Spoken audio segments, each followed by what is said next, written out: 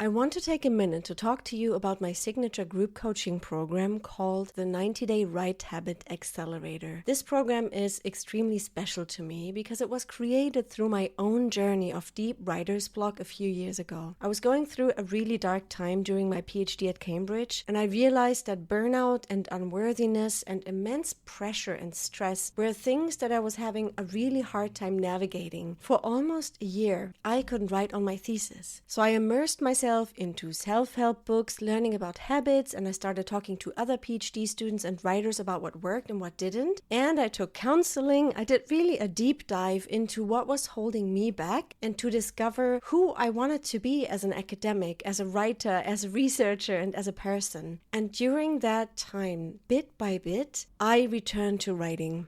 I developed specific tools. I did inner transformation that helped me finish, even though I had a baby, and I submitted my PhD with a 6-month-old on my arms. So those months, specifically during the pregnancy and maternity leave, tested me even more to get those tools refined to the point where even someone with caring obligations, with brain fog, and extremely little time can get it done. That was when I found the Write Habit method, and it's become the foundation of my 90-day program, the Write Habit Accelerator. This is a 12-week transformational course where I walk students step by step through the Write Habit method, and they finish at least one writing project and create a regular habit that fits their life. And together we will unravel all the limiting beliefs, all the old stories about not being good enough, not being disciplined enough, and we're going to rewire your subconscious mind and what is stuck in your body so that you can finish that writing project and become a productive but not a burnt out writer. The program has created so much transformation and writing outputs for the previous participants, and I've seen writers heal their inner critic, start setting manageable goals instead of being too ambitious, start setting boundaries, creating more time to write, and working with the deeper coaching tools and envisioning methods, not only to stop procrastinating, but also to work on a specific book or article to see within the 90 days that you can definitely get something over the finish line. I firmly believe that the Write Habit is the only method that we ever need to actually heal ourselves from block and from the illusion that we cannot write and just get it done. If you're like many writers out there who have been reading about self-help, have been studying personal development, habit formation, but you were just not getting the results no matter which hack you've tried, it's time for a method to walk through it together, step by step. The Write Habit is the how. It's the way to transform your world,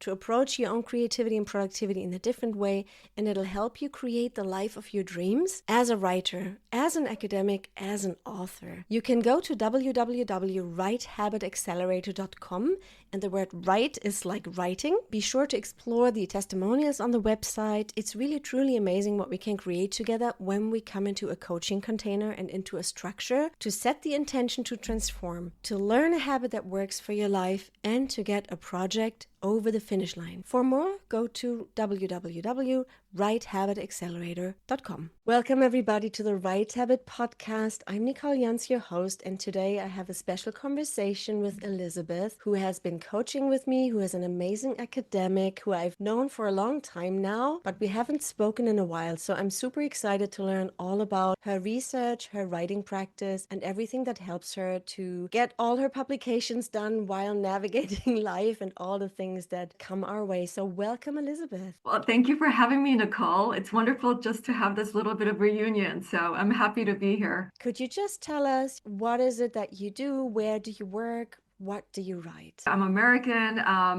and originally from New York City. And I don't have the regional local New York City accent, but my siblings do. But I'm originally from New York City, grew up there. And my PhD is from Rutgers University, New Jersey. I've known you, Nicole, for about, I think, 4 or 5 years. I was looking back at our email. So, but since then I've progressed a lot. Right now I am, after doing 2 postdocs since I finished the PhD, I'm now a Wellcome Trust Fellow and a Senior Postdoctoral Research Fellow based in the School of Philosophy, Religion, and History of Science at the University of Leeds, and have been here in the UK for 2 years now, and was a Wellcome Early Career Award recipient as well. well. I know your research field. I want everybody else to know because it's just so cool. Tell us what you're researching. I'm a intellectual and cultural historian. My project is a sociocultural intellectual history of babies, morality, and medicine in the long 19th century, so 19th century America and Britain. So looking at how babies, infants, primarily children aged 0 to 2, were understood and imagined and conceptualized and treated by medical and scientific experts, as well as child rearing matrons, and how they understood and imagined the baby to be a moral agent, a moral actor, as well as in some cases a spiritual actor and a spiritual agent. So they were more than just a bundle of cells or neurons. What led you to the topic? I'm a lapsed medical student, so I was training originally as an undergrad at Columbia University, and I was training to be a pediatrician. I always wanted to work for UNICEF and UN, and I always pictured myself to be a pediatrician out in the world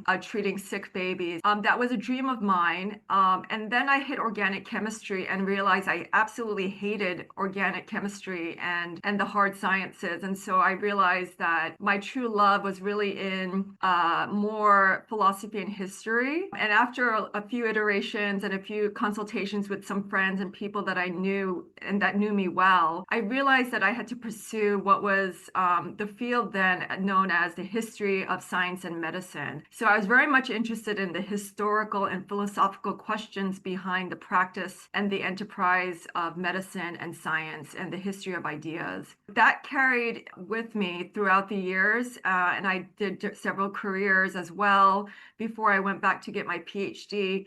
And time again, it was always my interest in children, in babies, on trying to understand the history and the philosophy of how experts understood and treated and aimed to improve the health and the well-being of our young human fellows. So that was always the obsession. I didn't know you were gonna be a doctor. I mean, a different kind of doctor. Yeah. And I love that you took that time when you hit that organic chemistry and it just didn't work for you and it kept you from pursuing that dream. And you just said, okay, I can mold this into a different dream where I'm still dealing with babies, but from a philosophy standpoint.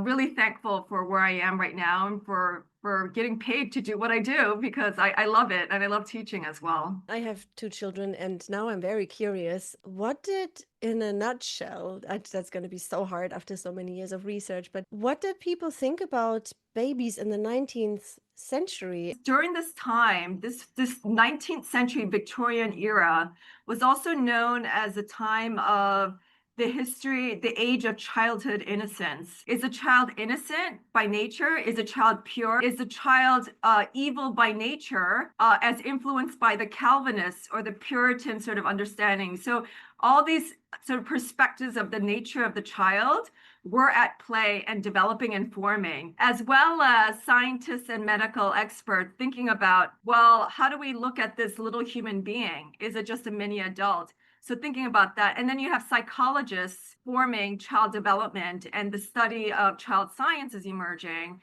where they're studying the child and developmental stages. And of course, the theory of evolution comes into play. What I'm trying to show is that this is really the dynamic and sort of an explosive era of how people were debating and kind of obsessing about the study of children. And children become now objects and subjects of scientific, literary art as well. You see them in poetry and children's literature. So the child emerges as this vital subject and object and figure in society. Children are born with a deep inner world that we have to pay attention to. Yeah. How do you turn all of this complexity into something that's publishable? Yeah, so I feel like I've just begun that journey, but just a little bit of what I've done so far is I've produced 2 articles and a few encyclopedic chapters on child development and developmental psychology and the histories of childhood in America. 2 specific articles that are related to my PhD research. And now I'm working actively on a book proposal as I've been approached by a few editors who really believe in my work. And my Wellcome project currently, as it stands, is called The Science of Infancy. And then also composing a symposium as well that extends upon kind of what I'm working on, and have already collected a network that's quite international of sort of global scholars that work on related topics. But there's still a lot more to do. Well, that's good. You're still excited, Yeah. wanting to move forward. How long have you been writing on the book proposal? 2 months on and off, just because it's been interrupted.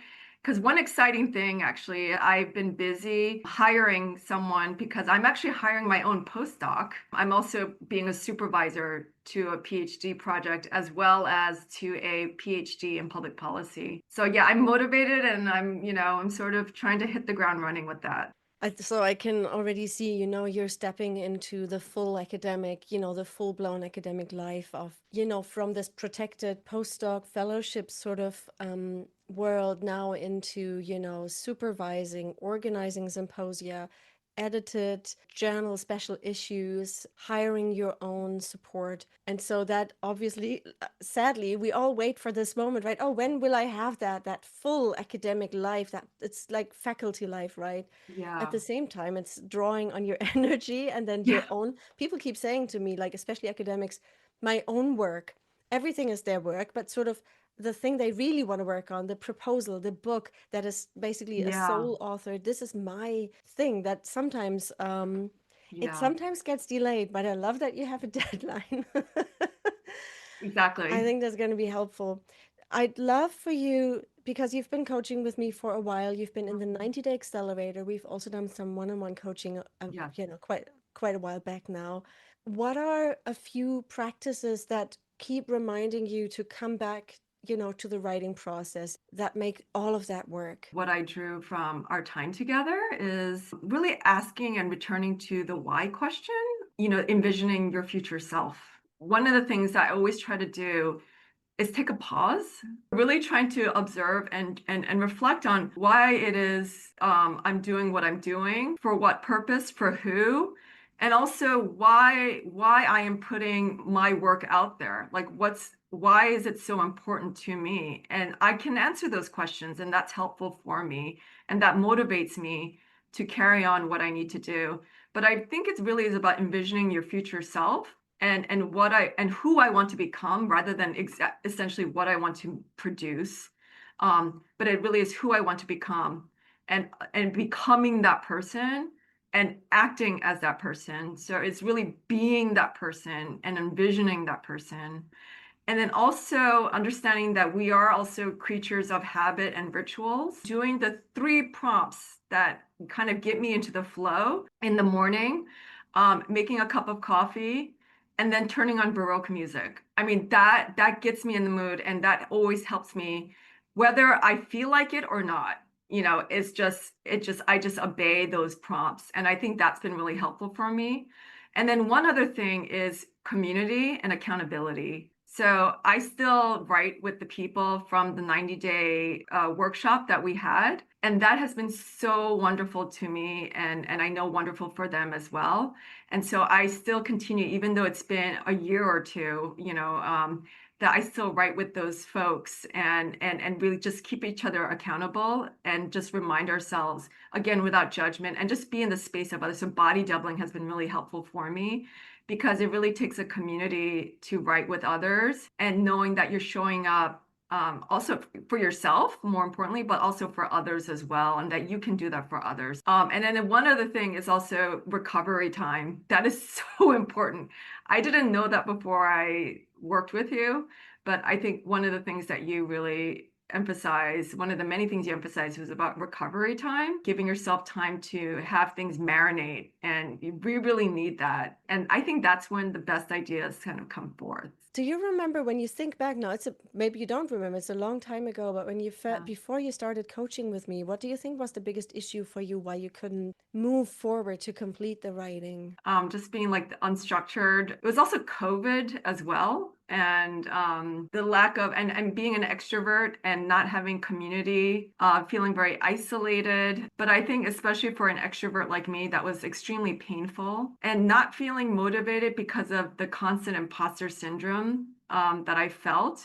I mean, I still, I think we all, regardless of where we're at, we still suffer imposter syndrome, but it was really hardcore imposter syndrome, back then. Oh my gosh, this will never get done. I'll never get this done. Not really knowing who I am and really having to learn that with you. I think that was really important, but also believing in myself and having confidence. And I think that all drives it, that all drives you. That's sort of at the foundation of it. But it really was sort of like, I cannot finish this. This PhD is just an enormous elephant that I cannot overcome. And it was fear. I think it's fear that sort of crippled me and prevented me from going forward and taking that first step. Yeah, I remember that. And I mean, I can just see the way you're talking to me now on the podcast about, how you're supporting others, your student, and then soon, you'll have this postdoc working for you. That's a huge transformation. I love what you said. I also love that you're still writing with the others, and I've seen it on the community platform. Sometimes it pings, not always, but sometimes randomly it pings that I notice, oh, they are still meeting up. That's so cool. They're writing together. That's exactly what the 90-day accelerator is made for. That circle around you, that Yeah. sacred space for you that you can carry forward in different ways. That's really lovely and wonderful. I'm just curious, what would be next in your journey? I definitely want to stay on this side of the ocean for a variety of reasons, which some of you can guess. I very much feel that my heart and my whole psyche really belongs on this side of the ocean, whether it's the UK or Europe or the continent. And so I'm hoping to stay in academia and I'd like a permanent position, a permanent professorship. But at the same time, I also want to engage and be a public-facing scholar. So engaging in public humanities, but also engaging with public policy work as well. I don't want to just be stuck in the ivory tower. I see myself as an activist as well. So getting involved with human rights activism as well, with organizations. In the immediate 2 years I have left, I'm going to do a little bit of those things. So I'm working with a PhD who is in public policy.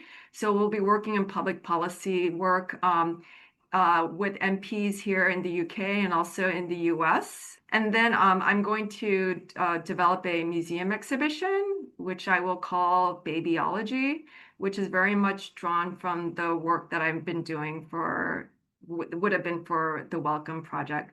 So that's kind of the creative public humanities aspect of it that I'll be doing already before I go on to the next step. Maybe as a final question, because I'm doing discovery calls for the 90-day program at the moment, we're almost closing doors. And often people are so excited to join, they can see how they can help them, but then they are on the fence. They think, oh, maybe I'm not sure if it's the right time. I'm not sure if I should invest. I'm just not sure. And if someone's on the fence, just like you were before you hired me and Mhm. joined my programs, is there a tip how they can make a good decision for themselves? As someone who's gone and worked with Nicole for like 4 or 5 years, you can ruminate over this. Should I do this or should I not? But this is investment that is so important, an investment in you and in what you want to achieve. It sort of brought me to the next to jumping onto the next stone or boulder towards where I want to achieve. I return to what I've learned through working with you time and time again. It's something I've carried on with me that's been so helpful for me. And I think that your style, I mean, there's so many out there, but I think particularly Nicole, you're very, you really tune into, I don't want to say like the woo woo, but like, I think that more sort of, you're very aware and you help us to acknowledge and do a lot of self-reflection that I think is so important, especially as writers and as academics or as, authors and etc., whatever you're doing, but really tuning into who rather than what. I think it's because you've been there and you know it, and that you're able to empathize because you've gone through it personally, and then you're able to sort of effectively and successfully kind of convey and teach us and inspire us, at least me, then that's been really helpful. And I think that this is a total investment. Like you cannot lose. There's nothing you can lose from it. It costs money, but I mean, honestly, it's like it's so worth it. Thank you. Thank you. Oh, I love that. I love that that it helped you so much and the others in the group. Of course. Anyone who's listening, if you feel like you have projects that aren't moving forward and you do want to move forward with them, take the plunge, book a discovery call. We can talk it through if it's the right thing for you. And Elisabeth, I'm just in awe of you. I love how you have shifted and transformed, how you're supporting others, how you are bringing all your creativity to the table. And I wish you the very best, Thank you. especially for the book proposal, because that's going to be, I think that's going to be an amazing milestone. And just thank you so much for this conversation. It's been so wonderful. Thank you. Thank you. Of course. Thank you for having me.